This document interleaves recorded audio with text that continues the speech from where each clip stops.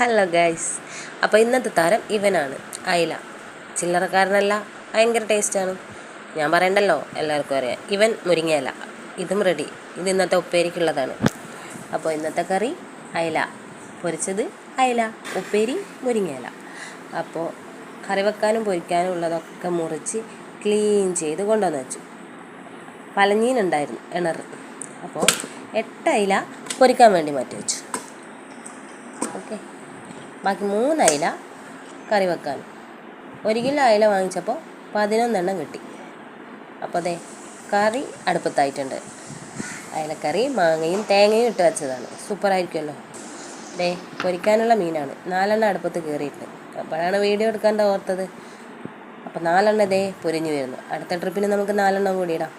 അപ്പോൾ ഇന്നത്തെ മെനു അയിലക്കറി, ചോറ്, മുരിങ്ങയില ഉപ്പേരി, അയില പൊരിച്ചത്. നുള്ളിയിട്ട് തണ്ട് മാത്രം ബാക്കിയായി. പാവം തണ്ട് അല്ലേ. അപ്പോൾ അതേ, ഉപ്പേരിക്ക് ഇനി കുറച്ച് സമയ പരിപാടി കൂടിയുണ്ട്. തേങ്ങ, വലിയുള്ളി, പച്ചമുളക്, അതും റെഡിയായി. അപ്പോൾ ഉപ്പേരി അവിടെ കിടന്ന് അങ്ങനെ ആവും. ചോറ് റെഡി, കറി റെഡി, അയില പൊരിച്ചതും റെഡിയായി, ഉപ്പേരി റെഡിയാവുന്നുണ്ട് കേട്ടോ. അപ്പോൾ ഇവന്മാരെല്ലാം കൂടെ തീന്മേശയിലേക്ക്. അയില പൊരിച്ചത്, കറി, ചോറ് തിന്നാലോ. Bye bye.